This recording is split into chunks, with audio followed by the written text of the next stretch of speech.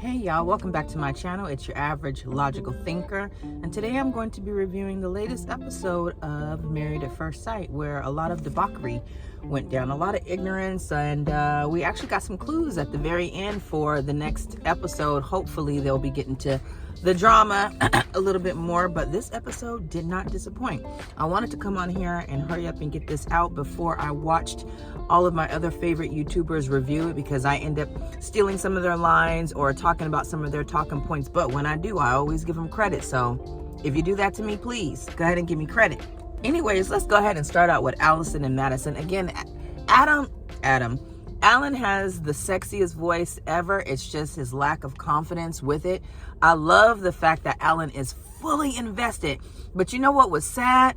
The saddest part was to know that Alan still ain't even got a real kiss from Madison. I'm like, damn. She just really don't like you, bruh. And it's really sad because he is doing all of the things, all of the right things. He is doing everything right. People want to be wined and dined. They want to be thought about. Events planned out that suit my needs and things like that. He's willing to go out of his comfort zone, started working out.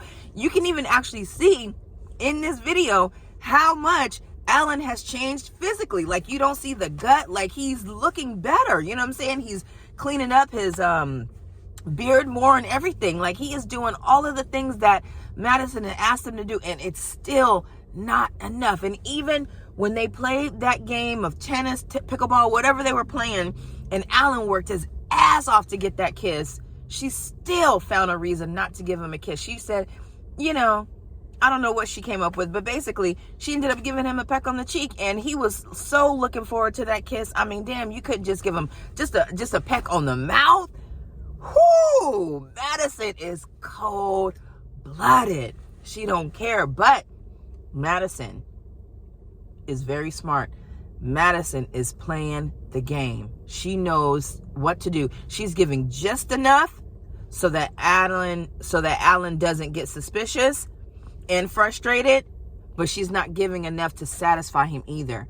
And the thing is, he just can't read her. And I tell you what, that is one of the worst relationships to be in, where you cannot read your partner, when you can't tell what they're thinking, because they won't just be open and honest and just flat out say, I don't like this, or I don't like you, you know, because he's done all of the things that she's asked him to do. He's actively doing them, and it's still not enough. And that is what's frustrating Alan. You know, I have met women like Madison who have excellent emotional regulation, emotional intelligence, and they know how to mask. They know how to just give you enough to keep you off their tail, you know, but not enough for you to use it against them. And that's exactly what Madison is doing. They're not going to make it. If you guys watch the previews for the following weeks to come, we finally figured out who it was. I don't want to give no spoilers if you guys haven't watched the episode yet, but at the very end, they give a clip to what's to come on the next 4 episodes. And I'm so glad that this is almost over, because they already drag Married at First Sight. It's like 20-something episodes. It's too much. Now, listen, we had the holidays and all that. Y'all gave us a 2-week break. Y'all took a break, and y'all deserve that. Y'all earned that. But come on now. Y'all filmed this stuff like 1.5 years ago. Just put the stuff out. Yeah, maybe the holidays, but everybody's still going to work. Everybody's still dealing with their day-to-day. And, you know, sometimes we just want to unwind and watch our favorite soap opera, which is Married at First Sight. Y'all did not have to take 2 weeks off. This was ridiculous. But anyways, I'm glad we're here, so I'm not going to complain too much, okay? But basically, Alan and Madison, they ain't going to make it, y'all. They're not going to make it. Carla and Juan, you know, for me, these two are the most boring couple. At this point, we know Carla don't want to work. Carla don't want a job. Carla don't want to work. Carla is just Carla. And I think that Carla has figured out that by her being on this show, she's going to get enough publicity that when it actually airs and she already has her business up and running, she'll be able to get clientele. And so I think she's banking on that. It's possible that she's being a little too presumptuous with that, because I also believe that Karla is smart. Karla has intuition, and she knows that Juancho is not into her like that. I think she knows deep down inside that Juancho is not feeling her like that, because she's used to men who like to touch on her, and she knows that those are the type of men that are going to want to lock it down. She knows based off of Juan's actions and the words that he speaks that he don't want her like that, so she's not even worried about that.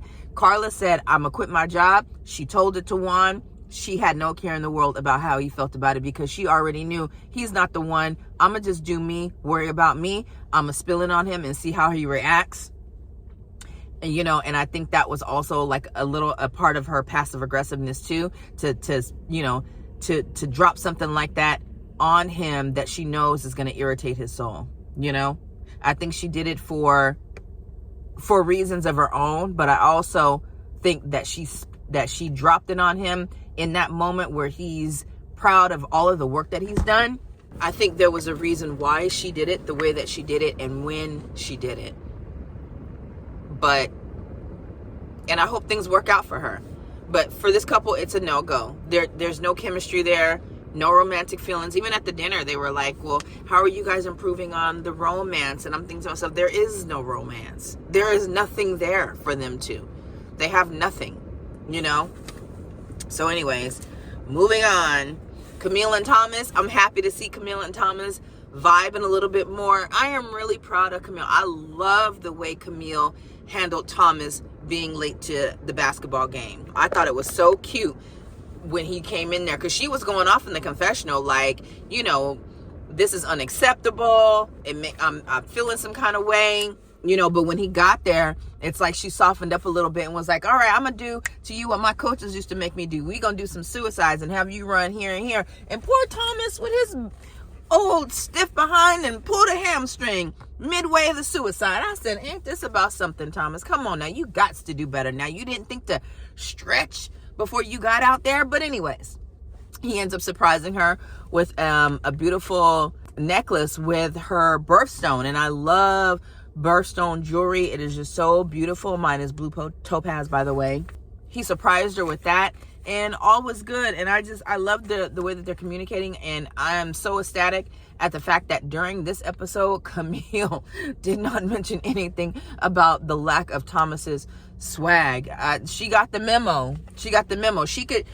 Camille could feel all of us speaking to her in the past. She knew in the future, I need to shut up, because the people in the future, when they see this, they gonna harp, so let me just shut up. And she did. And I hope they can, you know, move forward. You know, I think they have a strong chance. I don't see Thomas saying no. I don't see Camille saying no. I see Camille realizing that Thomas is actually a good catch, and I probably won't be able to get anything better out there anytime soon.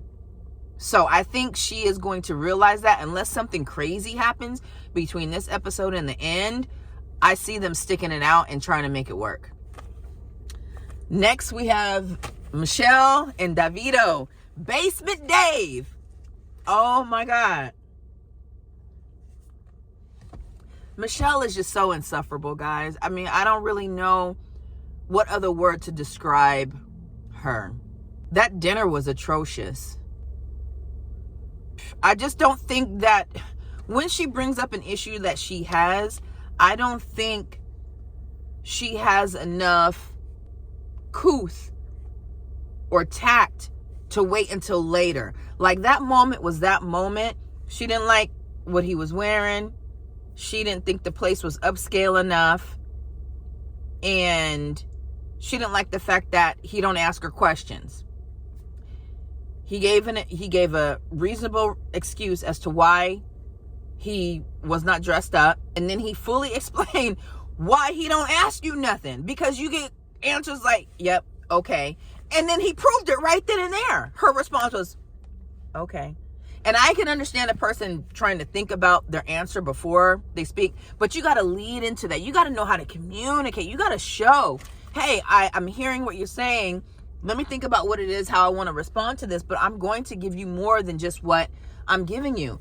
And Michelle is a horrible communicator. It was really, really sad. And I understand why Basement Dave was crying when he was watching the videotape of their wedding back, because to go from that, her excitement, the love in her eyes, just the possibilities of a great future, all of that was present. That laugh, she has a really cute laugh, an infectious laugh.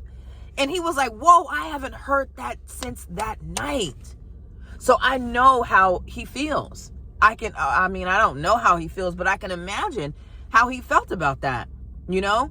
And the fact that she just still doesn't get it, you know? I do respect the fact that Michelle is open, that she is honest, and that Dave knows exactly where he stands with Michelle all the way through. So that when it comes to decision day, he's not in the least bit surprised when she says no. So I do respect that about her. She ain't no fake B. She keep it real, and she gonna let you know, I don't like you. But to put another human in that situation for 2 months of having to deal with your miserable, it's not right. It's damn right. It's downright demonic at this point, if you ask me. And I honestly don't think she can help it. She cannot help it.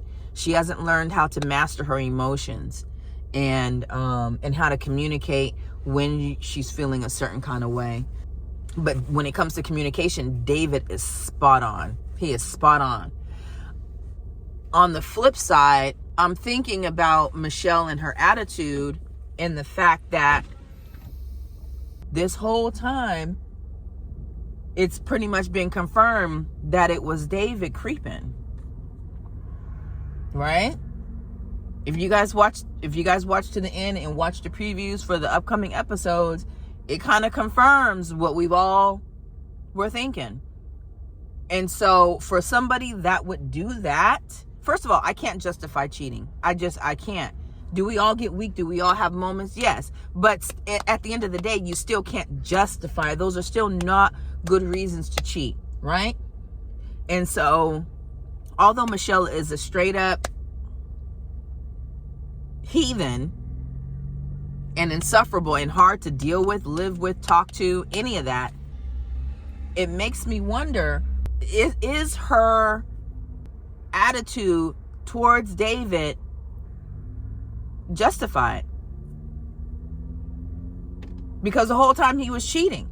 So is this kind of like David's karma for doing what he was doing? Even though she didn't know he was doing it, is this kind of what he gets? Has to suffer through this because eventually he's going to fall bait to that. I'm wondering if Michelle was cool and they were able to move past the basement thing and the lack of funds or the lack of luxurious lifestyle. If they were able to move past that, would David have not cheated? There is cause and effect for everything, right? Not saying it's right, but there is a reason why men cheat. And a lack of affection and alienation are some of the things that cause men to cheat, right? So is David justified in cheating?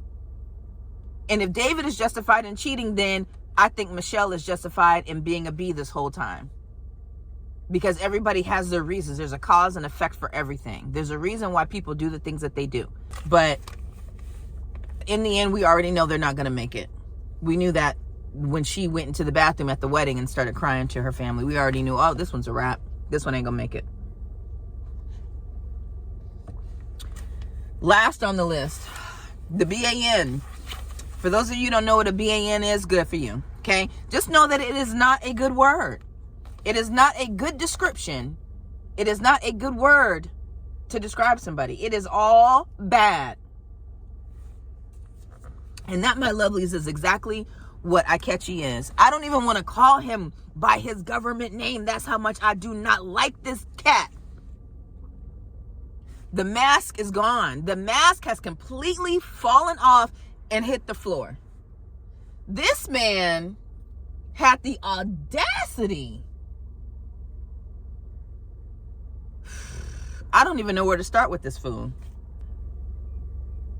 I'm glad that the people clocked it at the dinner, especially at least the women did. And I believe Alan was able to pick up on the hostility and things like that. Did you see the way that Emem was looking at Ikechi when she put together that lovely picnic meal for their anniversary? That was a nice spread, a beautiful gesture, really, really cool idea. I thought that was just lovely. But the whole time she had that look on her face like, I don't know what he's gonna say, I don't know how to move, and that can make the situation awkward. Now, mind you, he already comes in awkward and quiet and very passive aggressive, so they're just balancing off of each other now, and they're both just kind of, what do you call them, matching energies of sorts, if you will. And that's not gonna work. It's just not gonna work, you know?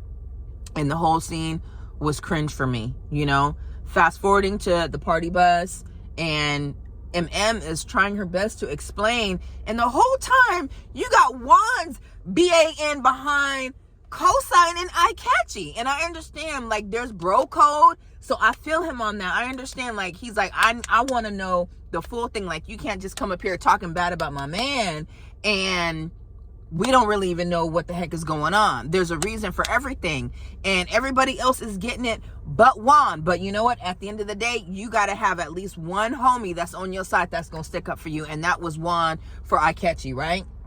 Still not right. So anyways, they finally get to dinner, and Ikechi decides to pop in midway through, you know what I'm saying, with this energy that just shifted the whole room. It was palpable. It was horrible. And still, Juan is trying to defend him. Alan's like, bro, like, what's up? Like, so you just gonna come in late and act like all is good, you know? And Ikechi is like on defense mode right away. Like, first of all, I ain't gotta explain nothing to you. I'm just here to support you guys. And it's like, then why you here? To support us? We don't need your support. We was having fun without your support. Because if this is what support looks like, we don't want it. You're negative. And I think the rest of the couples were able to finally see what Emem was talking about. He's just a negative spirit. He calls her aggressive, said that she was assaulting him. You know, and then he told her that she was an a-hole when they were trying to have a conversation. And things just went left. I'm glad that they had receipts, that Emem kept those receipts of her texting and calling him for 2 days and him not responding. And then he gonna sit up there and lie like a rug. Like a rug.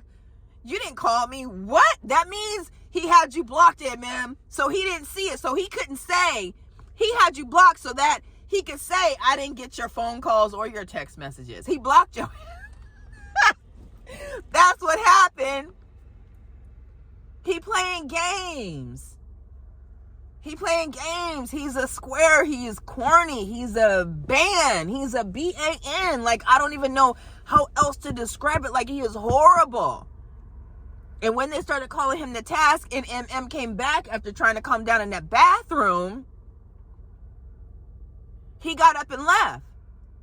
Because he couldn't sit there and face the music. Everybody's coming to him like, bro, what's really good? Like, what's good? Camille was like, yo, like, no, like, what's good? Like, we fam. Talk. What's good? And he was like, no, I'm not doing this here. You know? And it's like, well, that's why we all here. To talk about our ups, our downs, our highs, our lows. Things that we can improve upon. And you're not even willing to do that. Get out of here. And so he gets up just like he did with when he was having the conversation with Emem in the place. He got up, grabbed the stuff, and dipped out and went to his boyfriend's house. I'm just kidding. I don't know if that man has a boyfriend, but I wouldn't be surprised. But it looks also like, spoiler alert, on the preview for the following episodes, it looks like Ikechi got the audacity to come back and ask this woman later on, will you marry me again? Who does that? A clown